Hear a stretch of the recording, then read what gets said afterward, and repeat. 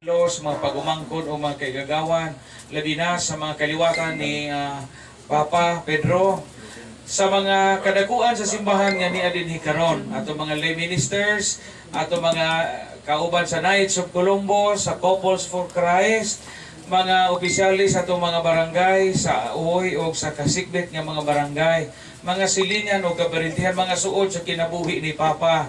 Kaninjong tanan, maadjong gabi. Salamat sa kahigayunan nga gitagaan nga kita panahon nga magkamisa labi na sa katapusang haya o katapusang gabi sa paghaya ni Papa Sanglit ilubong naman siya ug mapuhong adlaw. Kita nga tig sakay pa sa una karon magud tagsa naman tag mga sakyanan hapit, no? Motor tagsa naman tag motor hapit o daghan naman mga sakyanan sa unang panahon nga manakayan pa ta mag-commute okay, kasagaran na ito taga-baryo man ta. Daghan tag mga lingwahe nga madungog gikan sa mga driver, sa mga konduktor o sa mga sagoy.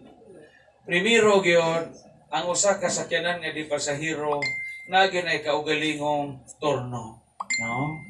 Na dunay turno. Unsa man ang turno kanang oras sa imong pagbiyahe. Kaya pananglitan gikan sa Lubok, inigabot sa parkingan dito sa terminal sa Tagbilaran o gikan sa Antikira, mo turno man ang sakyanan.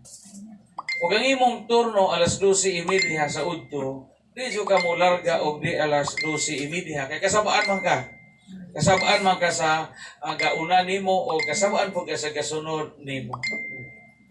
Tingnan na po niya itong kinabuhi, matod pa. Kada usa na ito, na-joy tayo kaugalingong turno. Natay kaugalingong turno, natay kaugalingong oras, ano sa kita palargahon, gikan anay kinabuhi.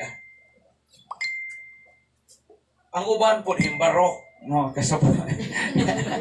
Kasabot mo himbarok.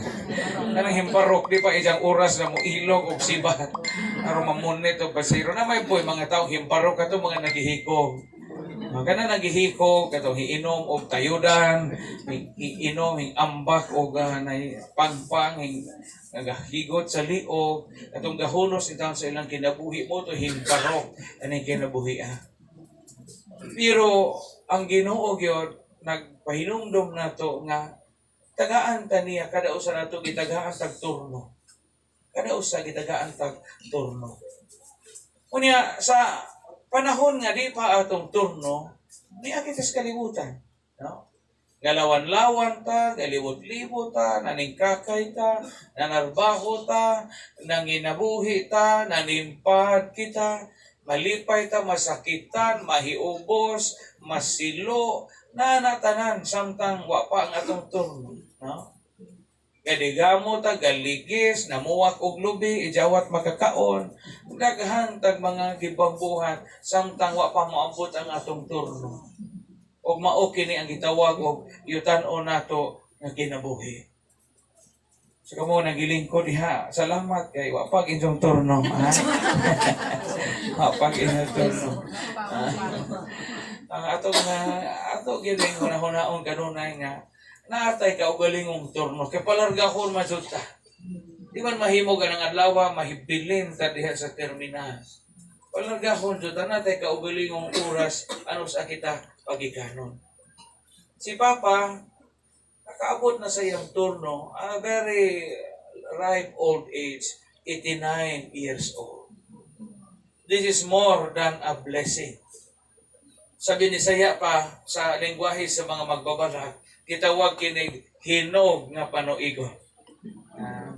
Muna ingan og tiguang. Asa mo kasugot ng tiguang ina? Hinog ko pader. Hinog nga panuigon. Iskay ning tao nga makaabot nga mahinog. Okay, daghang mga tao ito nga dabong-dabong rakuto, or ladzon rakuto, or kabangaan rakuto. Iskay ni makaabot ta, grasya kaazo ni makaabot ang hinog nga panuigon. Kanang mahinog ta ba? Nga naman, kaya mga tao nga nahinog, mauman po na makahatag o maayong binhi. Di mo makahatag o binhi nga maayo ng dabong. Kanap ito mga binhi, mga lisong atong ipugas, tungod man na ikan man sa bunga nga hinog. Ang humay bitaw, winig humay, mukuha ba day kag humay ugtados pa. Di man. So kamo mga tiguang, grasya na ninyo ba? Nga nga hinog mo. Ati Salvi, hinog-hinog na ka. Oo, sa isinta ko naman. Kasalamat sa Ginoo nga nga hinog mo. Ha? Kamu 70 na, 75, 80, dini, 80 kapit. Blessing na nakaabot mo ripe old age. Kayang hinog, ang prutas o bunga nga hinog, humon. Ang bunga nga hinog, tamis, kanon. Ug ang bunga nga hinog, patubo og laing liso og laing tanom. Iyan na ang atong amahan. Tungod kay hinog siya, nakaabot siya sa hinog ng panuigon, nakakita po siya sa isang mga kaliwatan. Manay great grandchildren. Kaya, anak, apo, sungay, sungkod. O niya, apo sa tuhod. Ha? Kaabot, anak, apo, sungay. Kaabot si Papa o sungay. Oh, ang uban, sungayan, pero kaabot o sungay.